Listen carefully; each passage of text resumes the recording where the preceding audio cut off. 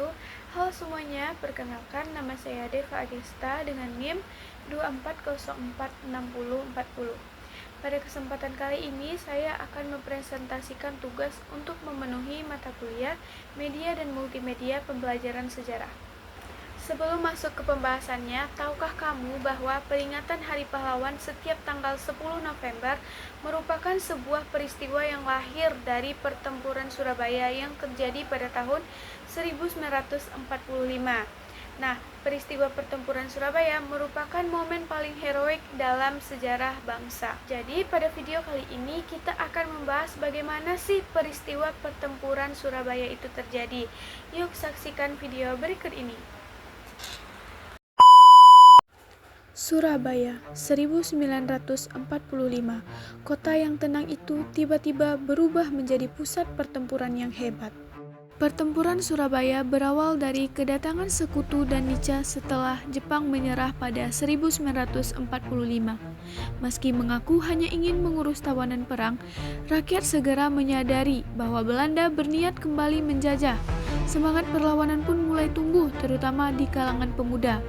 Pada masa itu, Gubernur Suryo berperan penting menjaga ketertiban dan mengarahkan perjuangan rakyat Surabaya agar tetap terkoordinasi.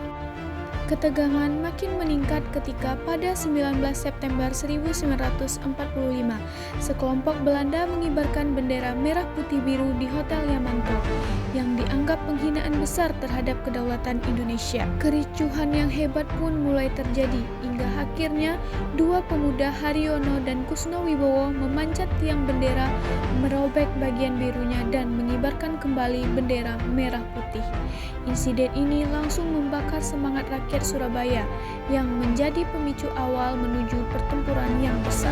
Ketegangan memuncak ketika pasukan sekutu di bawah Brigadir Malabi memasuki Surabaya. Pada 30 Oktober 1945, Malabi tewas dalam insiden di Jembatan Merah, membuat Inggris memandang Surabaya sebagai ancaman. Setelah itu, Maijen Mansert mengambil alih dan mengeluarkan ultimatum pada 9 November. Seluruh rakyat harus menyerahkan senjata sebelum pukul 6 pagi. Rakyat Surabaya tentu menolak tuntutan ini. Ketika batas ultimatum lewat, pasukan sekutu menyerang besar-besaran dari darat, laut, dan udara. Rakyat Surabaya bersenjata sederhana tetap melawan tanpa gentar. Dalam situasi genting ini, pidato Bung Tomo melalui radio dengan seruan merdeka atau mati menjadi penyulut semangat terbesar bagi para pejuang. Pertempuran sengit terjadi di berbagai titik kota. Rakyat bertahan berminggu-minggu meski korban terus berjatuhan, dan kota Surabaya porak-poranda. Hingga pada akhir November 1945, pasukan sekutu akhirnya menguasai kota Surabaya. Namun, bagi Indonesia ini bukan kekalahan, melainkan simbol keberanian dan pengorbanan tanpa batas. Di balik pertempuran besar yang terjadi di Surabaya, ada beberapa tokoh yang terlibat dan memegang peranan penting, yaitu 1. Bung Tomo, pengobar semangat rakyat melalui siaran radio pemberontakan. Seruannya merdeka atau mati menjadi kekuatan moral utama bagi para pejuang di Surabaya. Yang kedua, Raden Suryo, Gubernur Jawa Timur yang menjaga ketertiban dan mengkoordinasi pertahanan. Yang ketiga, Brigjen AWS Malabi, komandan pasukan Inggris yang tewas pada 30 Oktober 1945 di Jembatan Merah.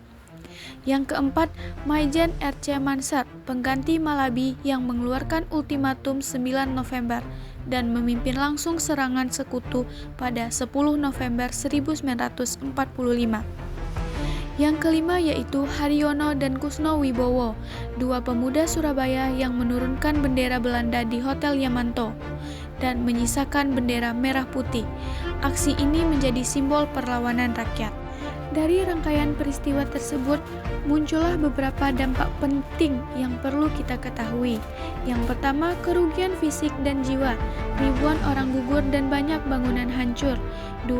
Penguatan semangat nasionalis, memperkuat persatuan dan keberanian rakyat dalam mempertahankan kemerdekaan.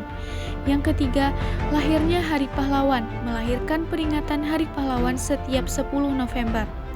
Yang keempat, meningkatkan kesadaran politik. membangkitkan kesadaran akan pentingnya mempertahankan kemerdekaan dan masa depan bangsa. Yang kelima, perhatian internasional.